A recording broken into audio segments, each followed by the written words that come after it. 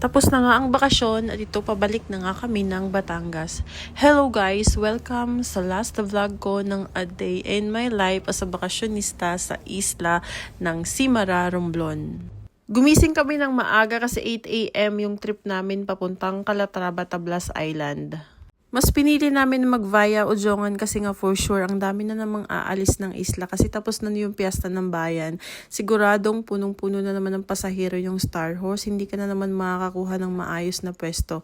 So ito, mas pinili namin na magbangka muna papuntang Calatrava and then Calatrava to Ujongan and then Batangas. Pag Lucena kasi diretso na yun, direct Lucena Port and then Lucena to Batangas. Ang mahirap pag via Ujongan is kung maalon. Tulad ngayon, natsyempohan namin na maalon. Kaya naman hirap itong aking dalawa.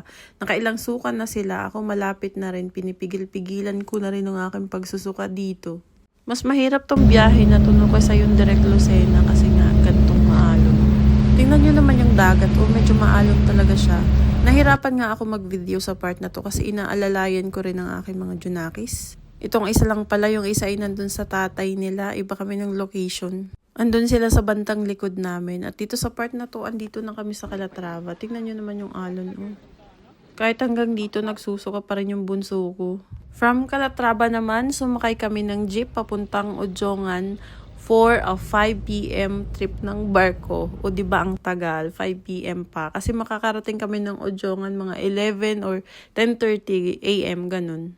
Ang maganda sa isla ng Romblon, yung mga kalsada, ang lapit lang ng dagat. So, habang bumabiyahe ka, yung view mo is dagat. So, ang ganda pa rin. Ang kaso, nahihilo pa ako, kaya hindi ako mapag-sightseeing ng maayos. Gusto ko na lang matulog.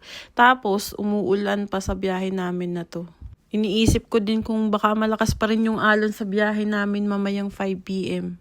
At ito, andito na kami sa pier, Port of Tablas. Siguro mga 10:30 kami nakarating dito. Bago kami pumasok dito sa pier, kumain muna kami ng tanghalian. Merong karinderya sa labas, dun kami kumain. At dito sa loob, ganito siya guys, wala pang tao. Pero pagdating niya ng 5 PM, sobrang dami na. So, mga 11 AM kami nandito. Pwede pa talagang gumala. So, iniisip ko kung gagala ba or what. Kaso, nasaan ang pera, chas. Pwede pa din talaga gumala kasi madadami ding magandang spot dito sa Tablas. Pero sa susunod na lang na bakasyon siguro, pag uwi namin daan kami dito. Anyways, andito na kami sa barko at Montenegro yung sinakyan namin. Montenegro lang yung may biyahe nitong araw na to.